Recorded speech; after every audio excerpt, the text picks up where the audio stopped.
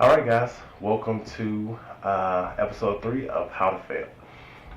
In this particular episode, I'm going to talk about how I failed pornography, or how pornography failed me, I guess. When I was a young man, my first run-in with pornography was me going into my parents' room. Good morning. I am going to see a friend and I'll be back in the evening. Okay, ma'am. Don't enter my room. Which is probably similar to all of you guys, when I wasn't supposed to be in there, and running into my dad's absolute hot fire treasure trove of Blacktail magazine. Now, these magazines were essentially Playboy for black people. Now, the cool thing about Blacktail, if I was going to be looking at this type of material, was the publisher and the editor of that particular magazine was a black woman. So these were all editorials, letters, and of course exotic images of black women through the lens of the black woman. Now, how did me and this run-in with pornography affect and shape my personality, my relationships, etc., etc., etc.? Well, let's talk a little bit about it. The first way that porn affects you mentally is that it rewires your reward center as a person. So essentially, because you can get this instant gratification, over time what it does is it desensitizes you to things that take a little bit longer or require additional hard work. I went and saw my doctor the other day, and he told me I had to stop masturbating. And I asked him why, and he said, because I'm trying to examine you. Now for me, I've always had a hard work ethic because, fortunately, before I started with the pornography, I started working. Now I can only imagine what would have happened if it was the other way around, but because I was already cutting grass, shoveling snow, etc., etc., etc., I already had a really, really strong work ethic. So that wasn't something that affected me in terms of that. But what it did do is it allowed me to understand that I could endure, or I could not endure, because I knew I could always reward myself quickly if need be. Now, what it did do is it created a coping mechanism for me personally. I grew up in a very violent area, a dangerous area. I had a lot of friends who passed away when I was a kid. We didn't always have the most stuff, or we didn't always have things that other kids had, right? Like, I wasn't fresh down from my head to my toe. Nobody was wiping me down in middle school or high school. I didn't get my first pair of Jordans until I was in my late 20s. And not that those things are important, but as a kid, they seem very important to you for me. I wonder how you get out of this place. So if I was sad or if I was angry, I knew I could, look at pornography, get the rush of endorphins, get the shot of dopamine, and I could, get back to whatever it was that I was supposed to be doing. Now, obviously, there's a lot of ways to cope. A lot of them are negative. There are some positive coping mechanisms, but this was mine. And it lasted, unfortunately, from the time I was 10 until like I was 35, 36. I'm 40 years old now. Fuck it. You don't understand. Is I make love to my hand. So my reward center is probably all jacked up. I had to go through quite a bit to rewire it back to a normal understanding of cause, effect, and reward, right? Other things that porn can do is it can give you false expectations as men for one, how to treat women, how to have respect for women.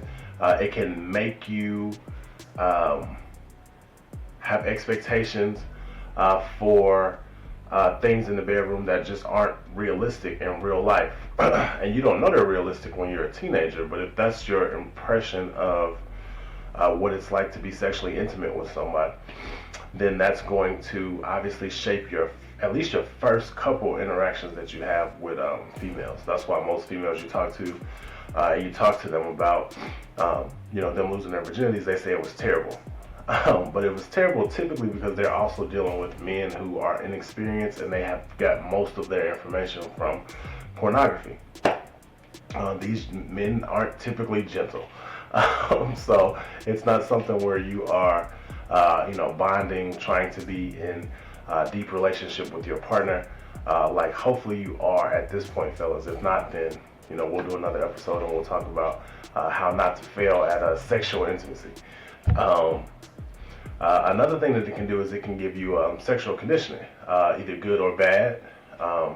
It can give you endurance, or it can also make you not have endurance. And it typically, psychologically, is on either end of that spectrum. For me, I'm probably way too far to the left. Transparency, right? So here we go. Because I started masturbating at such an early age, by the time I actually got ready to lose my virginity, it was really hard for me to orgasm. When I say really hard for me to orgasm, the reality of the situation is, from having sex with a woman, it's really, really hard for me to orgasm. It's gotten better now that I've stopped masturbating these last several years, but men fake orgasms too, and I was out there, Robert De Niro in it, okay? Then y'all knocked on the door, and she's talking about, so you want to get the door? I said, you want me to put pants on, or you want me to go to the door, butt naked? Now, that doesn't mean that I couldn't orgasm from other ways. I could, but this was a result of pornography. Now, how did this affect those relationships? Well, obviously I was with women that I cared about, women that I was, growing and trying to build with. And, every woman thinks that they got that, that jackpot. So, you dealing with a woman telling them that you care about them, but they aren't able to make you orgasm. It definitely created a lot of tension in the bedroom for a lot of my relationships. It's a lot of women out there that thought, they had the trash box, but really that wasn't the case. It was really just me and my poor sexual conditioning from this pornography and masturbation addiction that I had at an early age. Porno at an early age also makes it to where you objectify women in different ways. Now, you might not be like me. I'm not a typical disrespectful dude. I don't even curse for the most part, which most of you guys know who know me. I don't have an issue with it at all. It's just not the way that I typically choose to express myself. But a lot of men learn, to call women bitches or, look at them as sexual objects from pornography. So what does that mean? What it means is it can translate later in life to the way that you didn't know. Let me speak from my personal example. Because I always saw women in these sexual ways, or I could whenever I wanted to, and it only got worse, right? So at least in the 80s and 90s, you had to go to a magazine or a videotape. By the time I was in high school or in college, the internet was on and popping. So, mobile device, it was in your hand, it was on your computer. You could access it whenever you wanted to. Now, for me, the way that this translated is super subtle. So catch this, fellas. I grew up in relationships where I respected my partners. I'm not a 50-50 dude. I always do my very best to take care of every woman I've been with. I pay bills, I open doors. Parents love me, I'm a delight. But I do some things and I have some habits that are definitely detrimental and have been so to my relationships. One of the ways that I've objectified women that I didn't even realize I was doing it was through social media. Now, about 6 years ago, I was someone who didn't really care about, Instagram likes or that type of stuff. What does that mean? What that means is I would go online, I would see a bad bitch, see what I did there? I would see a woman who was attractive and I might put some hard eyes under it, or I might If she had a fatty, I might put a peach symbol, et cetera, et cetera, et cetera. It didn't matter who it might be. It might be Angela Bassett. It might be a porn star. It didn't matter. I was, following porn stars on Instagram that I thought were attractive, or Instagram models, et cetera, et cetera, et cetera. So when I got into a relationship with someone that I had a lot of respect for, a lot of love, and a lot of care for, and I went online, and I was just living my normal life. I wasn't trying to be disrespectful or anything, but I saw, a girl who I had followed for a while, a woman, and I think I made a comment under like looking good or something like that. Well, the person that I was dating at the time, she saw that, and she brought that up to me. I never really realized that me going online and doing that type of stuff was disrespectful to her or the relationship that we were building. This was very early on when we first started talking, and I didn't understand. So I was trying to get her to cognitively understand from a psychological and logical standpoint, like, I'm never going to meet this person. This is just someone that's online. It's a form of entertainment, et cetera, et cetera, et cetera. But for her, me not being attentive or open to thinking about her feelings and my actions in the way that I entertain myself outside of her purview or vision, it was a red flag for her. So I had to learn that the way that I conduct myself in the digital community affected my relationship. This same person, so I stopped doing that. It was easy to stop doing it because I don't have relationships with these people. I just went in, unfollowed all these people. I think I just made a whole new Instagram. So that was easy for me to do. But other ways that this manifested was, she came and she stayed with me for a little while. She went on my computer, and I try to be open. I don't typically have a password on my phone. I have a password on my computer, whatever, go for it. So I went to work one day, and while she was home, she went on my computer. So she went on my computer from the beginning of the time. And, whatever. If you go through your partner stuff, whatever, I don't care. It doesn't matter. If you do what you feel like you need to do in your relationship. Anyway, so I was at work. She was at home. She went through my computer. She went through my email. She went through my browsing history since the beginning of the time. And nothing was recent because I had stopped partaking in certain things at that point. But she went on and she saw the types of pornography that I visited and sites and those types of things. And the thing about pornography is, like, for me, when I was into it, I was a porn connoisseur. I could tell you the type of grape, the location, what the sun was doing when that vine bloomed. I looked at everything. Porn to me was like Costco samples. I'm never really going to buy these quinoa balls, but it's here and it's free, so I'm going to try it. So I would go and I would look at, whatever was online that day, whatever was trending, whatever was interesting. And the thing about porn is when you start so early at age 10, by the time you're 30, like, you've seen every kind of porn. So I've gone through, all types of crazy shit, So regardless, she was taken aback by all the porn and all the stuff that she found. So when we had a conversation about it, she told me, well, I don't look like this, and it makes me feel like you're not really into me. And at this time, I was, solving some of my sexual intimacy issues, my mental blocks in terms of sex and those type of things. So like it was the best sexual relationship I ever had at the time. So I didn't have no issues in the bedroom, but for her, we had created such a safe space together in the bedroom that when she found this stuff, it made her question if it was real. Even though it was real, it created some insecurities that didn't need to exist had I not had that porn addiction. So that's a real thing. It can create insecurity and self-image. I personally know for a fact that I have had that issue. Now, what I do realize now, as an older, more mature man, and I'm talking about in the last 2 years, is that I didn't need to have a poor self-image, but for a long time I had a poor self-image, especially when it came to, sex and those types of things. I'm a bigger guy. Now I'm not, large, but I'm 6'7". I've never had a six-pack or anything like that.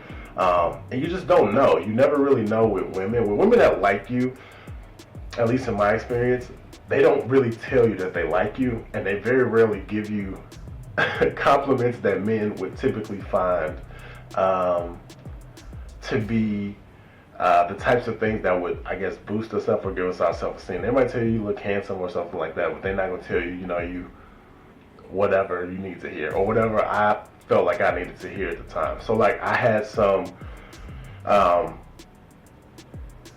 insecurity regarding certain things, and that came from porn. Once again, it's things that come from porn. You very rarely see the guys that look like me, at least prior to recently. Now you have content creators who look like everybody, and they're all out there doing porn. I got out at the right time. You can have sexual dysfunction. You can have a decreased libido. You can have erectile dysfunction. You can have delayed ejaculation, which is the one I had. It is a marathon to be with me in the bedroom. That's just the way that it goes. But another thing that happened was, like I said, that coping mechanism. So what I'm saying, like getting up, paying bills, going to work. Life is hard. As a black man, so I would pop one off in the morning, I would pop one off before I went to sleep at night, and that was my normal habit. I wouldn't even think about it, so I wasn't even in places where I would pray every day, but I was doing this multiple times a day. Fortunately, like I said, I've been delivered from that and those types of behaviors, so that's a good thing.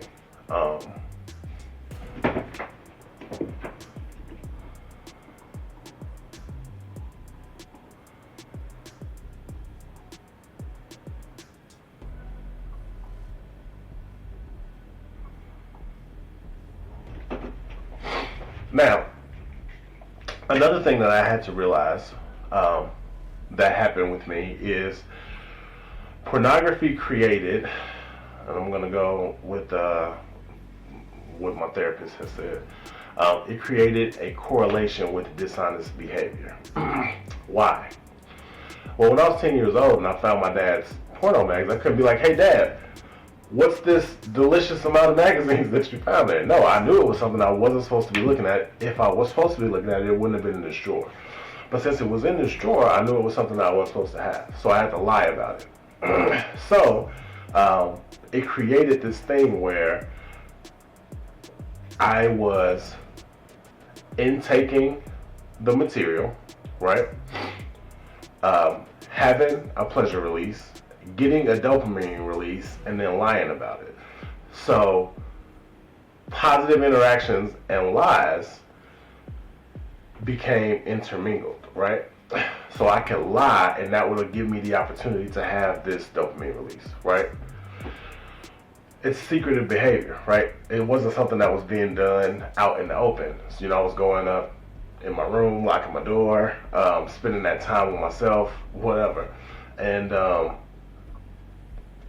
once again, it creates that mental habit of, these things that I do in the dark don't affect me, right? I can still get up and be a great student. I can still go out and be an awesome athlete. I can still be the hardest working person at my job. And then when I get home, I have this thing to look forward to that nobody knows about, and it's okay. Trust relationship dynamics is one of those things that you have to watch as well. You can create a pattern of erosion that takes place with the things that you do that don't necessarily have large effects on the day-to-day interactions with your relationships. Okay. If you get to a place where you are consistently lying because you think that the lies don't affect the people that you love or that you talk to on a daily basis, you will always put yourself in position where when those things come to light, it directly damages everything that came before that revelation. All right, cool. So let me give you an example. Let's say, for instance, that you are absolutely killing it. You're doing your best to be the best person that you can be, but you tell a lie. And then you carry that lie.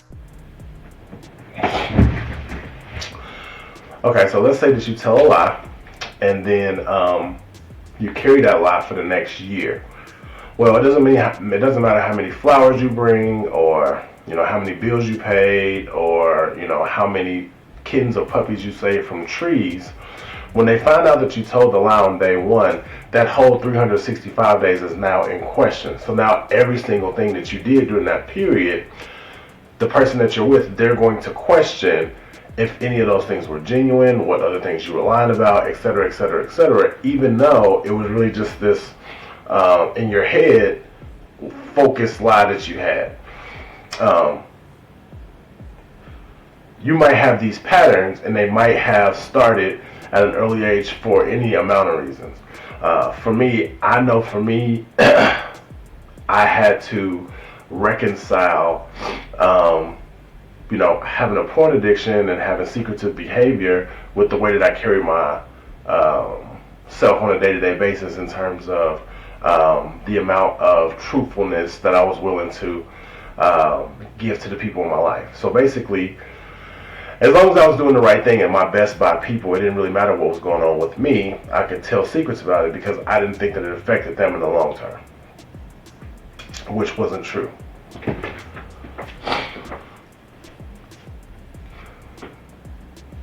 This is called cognitive dissonance, okay? So, cognitive dissonance can occur when there's a conflict between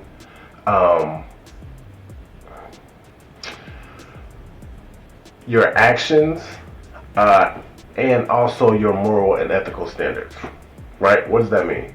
If an individual feels guilty or conflicted about the things that they're doing, like porn consumption, for instance, they might rationalize that behavior or lie to themselves or others to reduce psychological discomfort.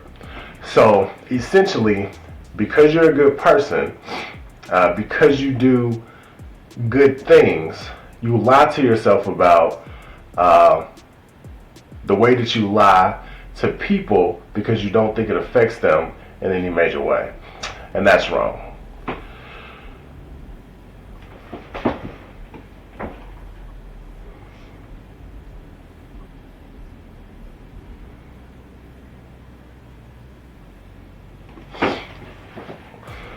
Psychology says that the behavioral spillover can manifest potentially in other areas where honesty is critical, thus affecting a person's individual overall propensity for truthful behavior. I'm reading that.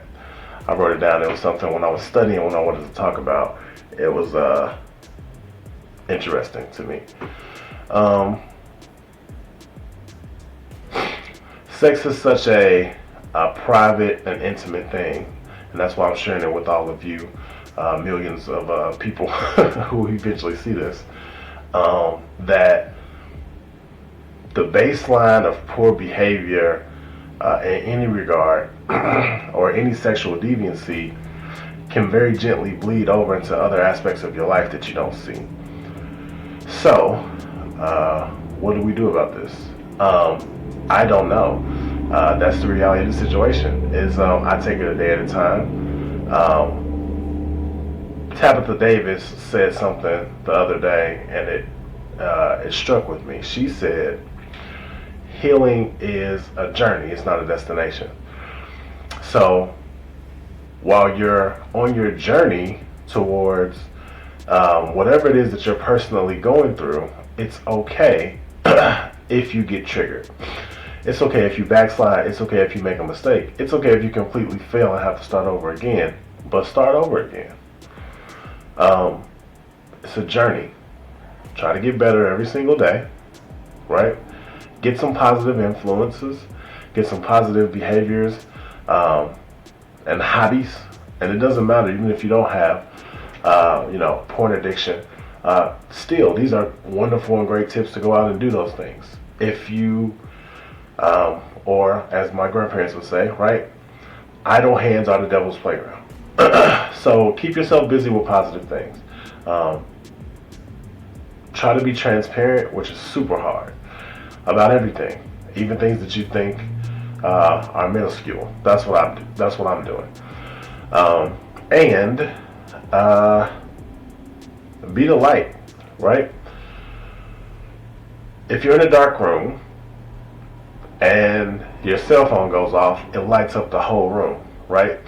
There's nothing that darkness can do that will stop light from shining, right? Similarly, if you are in a well-lit space, there's no amount of darkness that can cover that light. So be the small light, right? It doesn't matter how dark it is, be the light. Gravitate towards positivity, gravitate towards positive things. Have positive influences. It was a lot easier for me to get away from pornography when I stopped looking at certain stuff. My algorithm now is like business, Christian stuff, relationship stuff. Like, I very rarely get a girl bending over trying to let that coochie breathe on my algorithm. So now it's a lot easier for me not to ingest that stuff. And when you're not ingesting it on a daily basis, it gives you the opportunity to free yourself from seeing those types of things. 100%, like I said, full transparency. On my phone, I have an app. I'm trying to pull it up right now. It's called Blocker Hero. I don't get paid by them or anything like that. But what it does is it blocks certain things or aspects. I don't know if this is going to focus. Maybe not. Nope. But it's called Blocker Hero. It's on your phone. And what it does is it just blocks, adult content, adult searches. It'll block all type of stuff. I had a hell of a time promoting this episode because every time I type porn, my phone would shut down. But I keep it on my phone just as a safeguard. You have to put things in place in order to not fall victim to the same traps that you felt victim to before. So for me, I'm trying to get free of some stuff. So I'm just putting some things in place to help me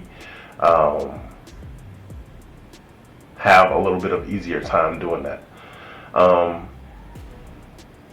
That's really all I got. I don't have a whole bunch more to add to this. Do your best, respect yourselves, respect your partners, and be the light. All right, that's me. Out.